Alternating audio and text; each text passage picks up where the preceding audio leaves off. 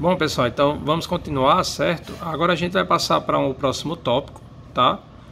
E a gente vai ver agora os resultados, porque essencialmente no tópico anterior a gente estudou o algoritmo da divisão. Então, o algoritmo da divisão, fazendo analogia com o que a gente já conhece lá dos inteiros, remete para a gente a questão, o conceito de divisor, né? E lá nos inteiros, quando a gente estudou o conceito de divisibilidade, né? A gente se valeu do conceito de ideal para poder desenvolver o conceito de máximo divisor comum, tá? Então a gente vai fazer algo semelhante agora, certo? Primeiro a gente vai, então é justamente isso, né? A gente vai falar de ideais principais e máximo divisor comum. A gente mostrou que lá no caso dos inteiros, todo ideal de Z era essencialmente formado pelos múltiplos de algum inteiro, tá? Então a gente vai observar que no caso do domínio K de X vale um resultado semelhante, e a partir daí a gente vai definir, né, provar a existência de máximo divisor comum, tá? Bom, então antes de mais nada vamos lembrar, né, como de costume, a gente tem cá um corpo, e aí a gente já sabe que K de X é um domínio, né, o domínio dos polinômios na indeterminada x com coeficientes em K. A gente sabe que um ideal principal, assim como no caso lá dos inteiros, né, o ideal principal de K de X vai ser formado pelo conjunto dos múltiplos de um certo polinômio P que pertence a K de X, certo? Ou seja, vai ser um certo J, né? Ele vai ser o ideal principal quando ele for dessa forma aqui, onde esse P é um elemento qualquer, né? Em K de X, e aí quando a gente pega esse camarada e multiplica por todos os polinômios de K de X, isso vai ser um ideal, e aí a gente vai chamar de ideal principal, tá? Gerado pelo polinômio P, tá bom? Então ele é dado dessa forma aqui. A verificação que isso aqui é o ideal é a mesma verificação que a gente fez para o caso lá dos inteiros, quando a gente verificou que o conjunto dos múltiplos de um certo número inteiro fixo era um ideal, tá? A gente tem que mostrar aqui, para ele ser ideal, o que tem que acontecer, né? O elemento neutro do domínio K de X tem que pertencer, esse camarada.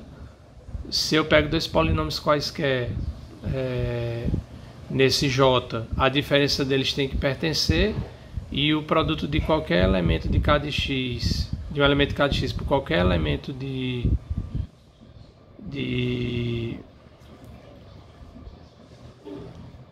melhor dizendo, qualquer elemento de J, desculpa, quando eu pego um elemento de J e multiplico por qualquer elemento de K de X, o resultado ainda está em J, certo? E aí nesse parágrafo a gente vai mostrar provar a existência de máximo divisor comum, certo? Só que antes a gente vai provar um resultado, que é o que vai possibilitar a gente fazer provar essa existência, que é que todo ideal de K de X ele é principal, tá? Então o domínio dos polinômios, o domínio K de X, ele tem um comportamento semelhante ao dos inteiros quando a gente fala de ideais. Todo ideal desse camarada vai ser desse tipo aqui para um certo polinômio P de X em K de X, certo? Então, como é que a gente vai fazer? A gente vai pegar um ideal qualquer, tomar um ideal J qualquer e vai mostrar que ele tem essa forma, né? Essa forma aqui, ó, tá?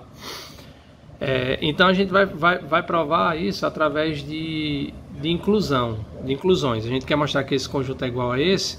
A gente vai mostrar, então, que esse conjunto está contido nesse e que esse está contido nesse daqui, tá bom? Bom, então, quando a gente considera o ideal J de K de X, a gente tem duas possibilidades. Esse ideal pode ser formado só pelo zero, que é o caso mais simples de um ideal, tá? Então, nesse caso, o ideal J ele é gerado pelo polinômio nulo, porque qualquer polinômio de K de X que a gente pega e multiplica por esse camarada dá o próprio polinômio nulo, que pertence a J, tá? Então, a gente vai supor que o J é diferente do polinômio nulo, e aí vai escolher um polinômio P de X nesse ideal J diferente do polinômio nulo, tá? Só que a gente vai fazer essa escolha de modo que esse polinômio P ele tenha o menor grau possível. né? É possível a gente fazer isso, porque é só a gente observar todos os polinômios que são diferentes de zero em J e tomar o que tem o menor grau, tá bom? Aí a gente tem uma possibilidade que, se ocorrer, fica mais simples o resultado, que é o caso em que o P de x for um polinômio constante, claro, não nulo. Então, nesse caso, fica mais simples a demonstração. Por quê?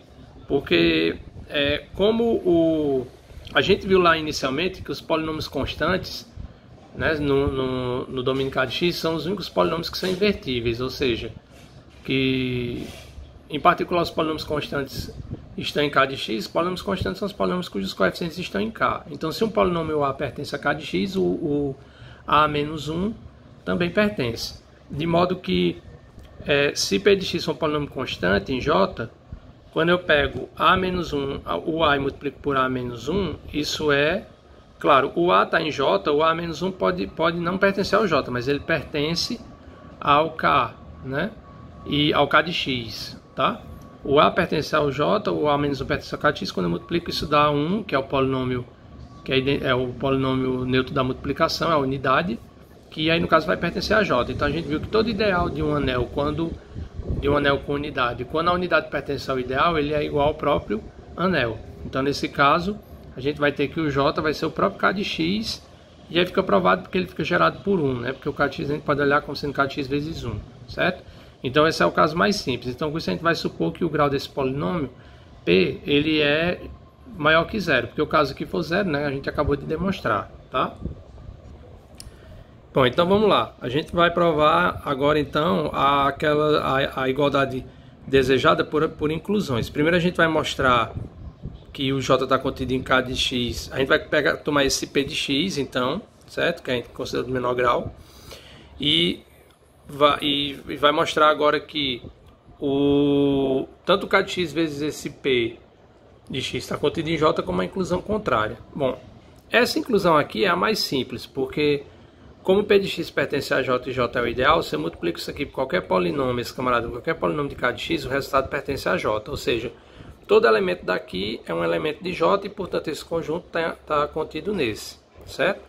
E agora a gente vai provar então só o que tem para fazer mesmo, alguma coisa, é a inclusão contrária, tá? Então vamos lá. Vamos considerar então, eu quero provar essa inclusão, certo? Então eu vou tomar um polinômio qualquer, f, que pertence a esse ideal J, tá? Então, pelo algoritmo, claro, esse f, quando a gente olha em relação ao P de x, o grau dele pode ser maior, menor ou igual. De qualquer forma, a gente viu lá no resultado do algoritmo da divisão que é possível, né, dividir esse camarada, e o algoritmo de Euclides, lá como a gente chamou também, que é possível a gente dividir o f de x por esse P de x, que a gente tomou como sendo de menor grau em J, tá? E aí vai existir, ou seja, vai existir Q de x é R de x, em K de x, tal que vale essa igualdade, onde ou R de x é zero, ou então o grau de R de x é menor do que o grau de P. Então, como esse polinômio aqui, ó, observem, nessa igualdade, ó, desse lado eu tenho um camarada que está em J, desse lado aqui, ó, eu tenho um elemento que está nesse conjunto, e tem esse R de x. Então, se eu conseguir mostrar que como eu quero provar essa inclusão, a ideia é que a gente tem que mostrar que o f de x tem a forma de um elemento daqui, que seria basicamente o que tem do lado direito, desde que o r de x fosse o polinômio nulo. Então a ideia é nossa tentar mostrar que uma vez que isso aqui é possível que pode se obter isso pelo algoritmo de Euclides, né? O f qualquer, tomando esse p como fixo como sendo de menor grau possível em J, e o f qualquer em J, a gente vai ter que o f é justamente dessa forma, ou seja, o r de x tem que ser zero, tá? Então é só a gente observar o seguinte, ó. Para ficar mais fácil, a gente pode pensar assim, passa esse polinômio para o lado direito da igualdade, porque aí a gente vai ficar com uma operação entre polinômios que pertencem ao ideal J, né? Porque o P de x pertence a J e o f também. Então a gente passa o Q de x, P de x para esse outro lado da igualdade, então a gente vai ficar com essa diferença aqui, ó, dando igual ao R de x, né? Tá? Bom, mas o f e o p pertencem a J, então como o p pertence a J, qualquer polinômio de Q de x, de K de x multiplicado por p pertence a J, o f pertence, como J é o ideal, essa diferença também pertence a J. Como essa diferença é o R de x, Então a gente chega com isso que o R de x tem que ser um polinômio em J. Mas observem que o R de x ele tem grau menor do que o P de x. O P de x tem grau maior do que 0. Então o polinômio R só pode ter grau quanto? 0. Né? Só que a gente já viu que se ele for, o R de x for de grau 0, ou seja, for constante, a gente já viu que o resultado é válido. Então, na verdade, só sobra para ele a possibilidade de quê? De ser o polinômio nulo. Né? Porque o grau dele poderia ser 0, ou então ele ser o polinômio nulo. Mas se o grau for 0, a gente mostrou acima que esse é o caso mais simples em que o resultado é verdadeiro. Então, R de x é 0. Então, com isso a gente tem que o f de x, essa diferença aqui é 0, né? E, portanto, o f de x é igual a isso aqui, ó, que é um elemento de k de x, p de x. Ou seja, a gente mostrou com isso que qualquer elemento do ideal f, do ideal j, desculpa, ele é dessa forma. Ou seja, esse conjunto, né, qualquer elemento de j pertence a esse conjunto aqui. Ou seja, vale essa outra inclusão e, portanto, vale a igualdade como a gente desejava chegar. Aí, pessoal, antes da gente continuar, aí feito isso, né, antes da gente continuar, vamos só definir o conceito de divisor, tá, no domínio K de x, para a gente poder falar da existência de máximo divisor comum, tá? Então a gente pega dois polinômios f de x, g de x em K de x, com g de x diferente do polinômio nulo. Aí a gente diz que g de x é um divisor de f em K de x, ou que g de x divide f de x em K de x, se existir um polinômio h de x em K de x, tal que o f de x é h de x vezes g de x, tá?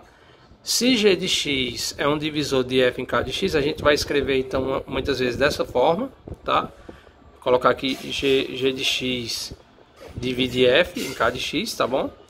E agora, se a gente considerar m polinômios P1 até Pm em K de x, a gente tem que J, a gente provou isso mais atrás, né, que num anel, quando a gente considera uma quantidade de elementos e aí a gente considera o ideal gerado por cada um deles, que o ideal gerado é o ideal dessa forma aqui, né, dos múltiplos, digamos assim. Quando a gente soma todos esses camaradas, o resultado disso ainda é um conjunto J que também é o ideal, tá? No caso, vão ser os ideais gerados por P1 até Pm, tá?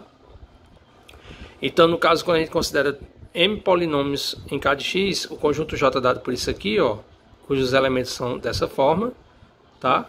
Com f de x pertencente a K de x, é o ideal de K de x gerado por esses camaradas, beleza?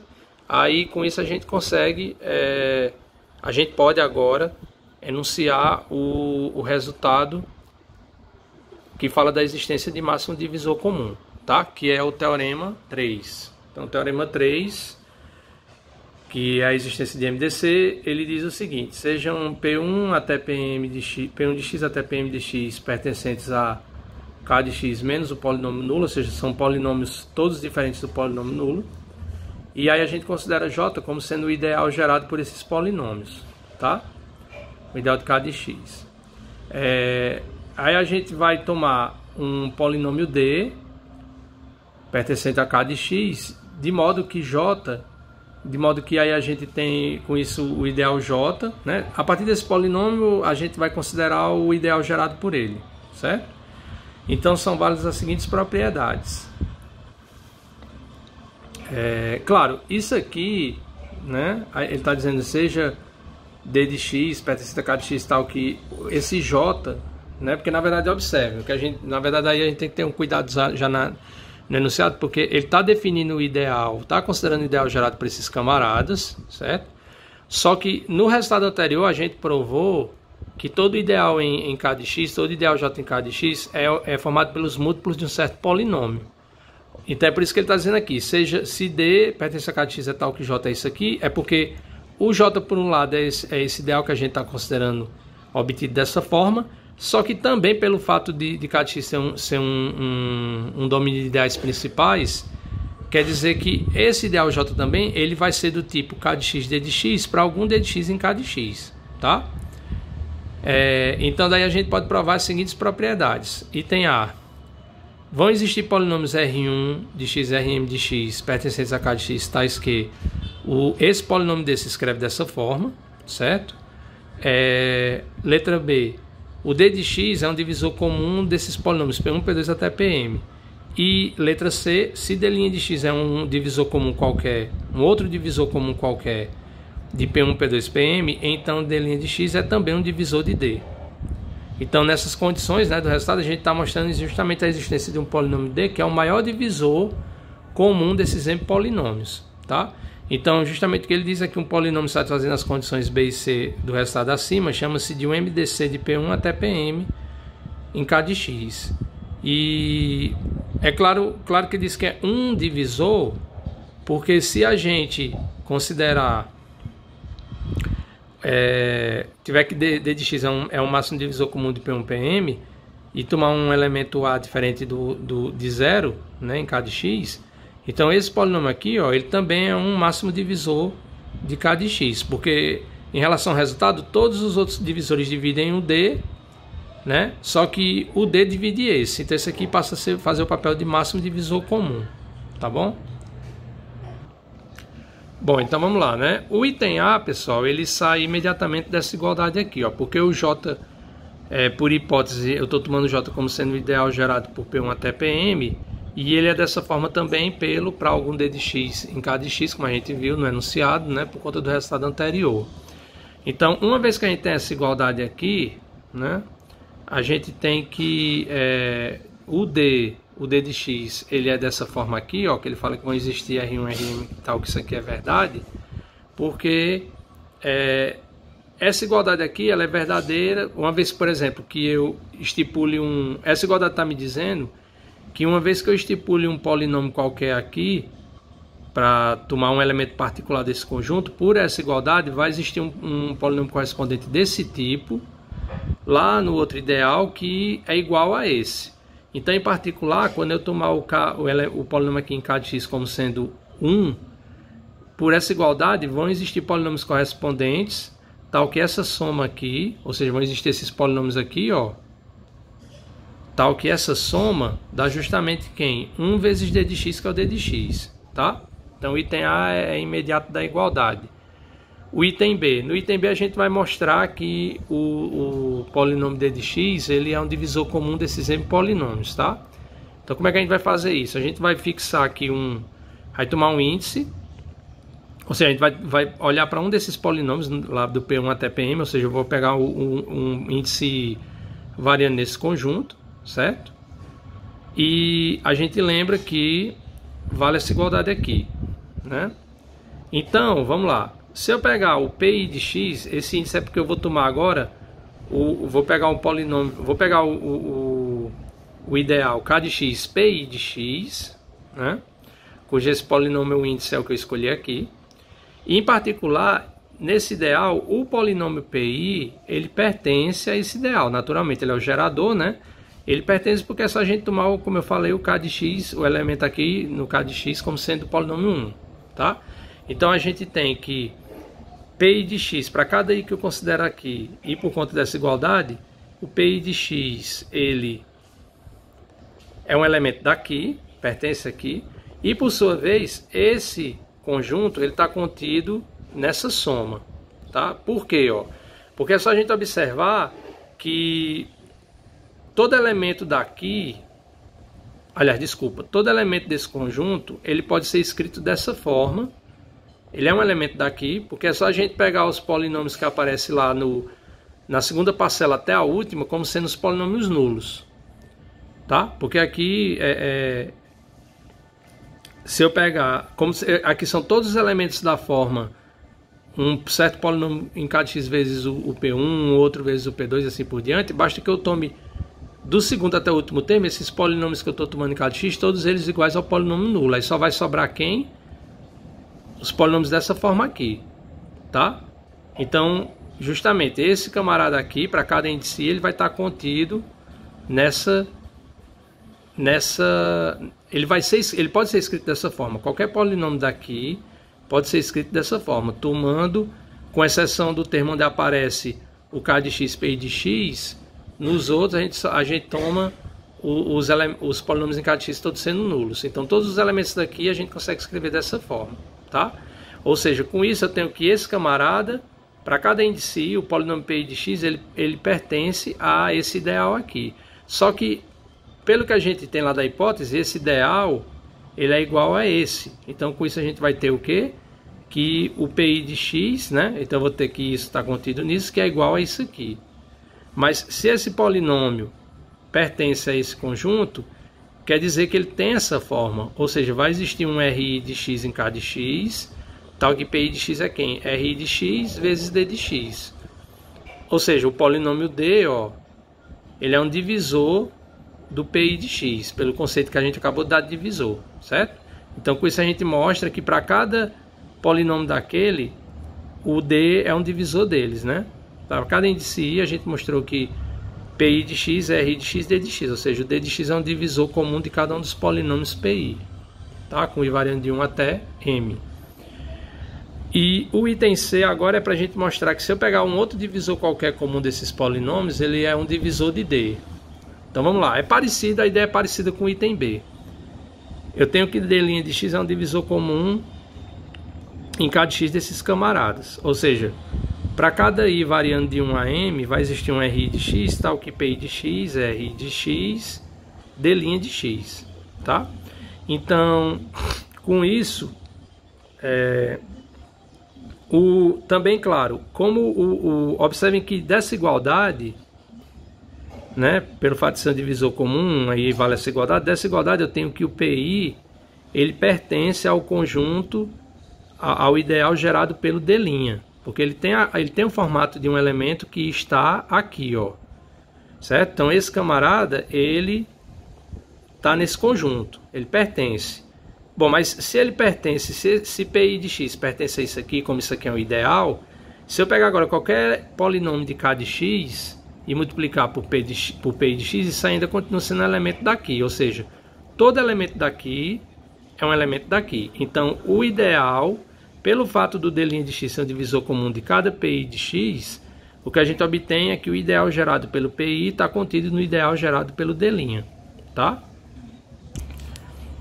Aí agora observa, ó. Então a gente tem, mas a gente quer mostrar que o D' é um divisor comum do D. Então para isso basta a gente mostrar que o D' de x ele está aqui. Foi a mesma ideia que a gente usou lá no caso anterior, né? Para mostrar que o D era um divisor comum de cada PI. A gente mostrou que o PI estava no ideal gerado pelo D. Aqui a gente vai mostrar então que cada... aliás, desculpa, a gente vai mostrar que o D está no ideal gerado pelo D', porque aí o D' vai ser um divisor do D, certo? Então vamos lá, ó. Então a gente mostrou essa inclusão, tá bom? Então eu tenho que o K de x, D de x, por sua vez, ele é igual a isso, certo? Ó. A gente tem isso por hipótese, né? Que o K de x, D de x é igual a esse ideal aqui também. Mas por sua vez, pessoal, para cada I, ó, isso aqui está contido aqui, certo? Então, se eu considerar essa soma, isso aqui também está contido nesse conjunto, tá? Porque aí a gente só tem que observar o seguinte. É porque só notar que cada elemento como esse conjunto está contido nesse, né? Então eu tenho cada elemento daqui é um elemento desse ideal. Então, quando eu olho para essa soma, em cada parcela dessa, os elementos desses conjuntos são elementos daqui. Então, quando eu pego um elemento dessa soma, ele é uma soma de elementos que cada uma das parcelas pertence a esse ideal aqui. Pelo fato de ser um ideal, quando a gente soma elementos que pertencem ao ideal, o resultado disso ainda pertence. Ou seja, essa soma aqui é a soma de elementos que, para cada escolha que eu fizer em K de x, né? Vai ser uma soma de m parcelas, onde cada uma delas pertence a esse ideal. Então, essa soma pertence, né? Então, quando eu pegar todas as somas possíveis desse tipo, né, tomando aqui um polinômio em cada parcela em K de x, a gente vai ter então que esse conjunto aqui, né, os elementos desse conjunto, todos eles pertencem a esse. Então, vale essa inclusão. Aí, com isso, a gente chega justamente ao que o K de x, D de x está contido aqui, tá? Então, todos os elementos daqui pertencem a esse conjunto. Em particular, o D de x pertence a esse camarada. E com isso quer dizer o quê? Que ele se escreve como um elemento dessa forma. Ou seja, vai existir um R de x Em K de x está o que o D de x é R de x, D' de x. Então, D' de x, nesse caso, esse divisor comum que a gente, outro divisor comum que a gente tomou de P1PM, a gente mostrou que ele divide o D, tá? E aí com isso fica provada a existência do máximo divisor comum de M polinômios em K de x, certo? E a gente falou lá que é um máximo divisor, porque se a gente pegar qualquer outro polinômio do tipo A, D de x, onde o A é um elemento de K diferente de zero, isso também é um máximo divisor comum. Agora, se a gente considerar o f de x, primeiro, né, melhor dizendo, a gente vai dar só uma definição aqui, que é o seguinte: quando a gente tem um polinômio, que esse termo aqui, o an, ele é 1, a gente chama esse camarada, não nulo, claro, a gente chama ele de polinômio mônico, tá? Se a gente olhar, então, o resultado acima do máximo divisor comum, em termos de polinômio mônico, ou seja, se o nosso máximo divisor comum, ele tem esse camaradinho aqui como sendo 1, então nesse caso só vai existir um máximo divisor comum dos polinômios P1, PM, porque se a gente pegar outro polinômio do tipo AD, ele vai deixar de ser mônico, tá bom? Então, com isso, fica provada a existência do máximo divisor comum. Aí na próxima aula eu vou provar fazer uns exemplos, tá? Para aí a gente prosseguir. Beleza? Então até a próxima.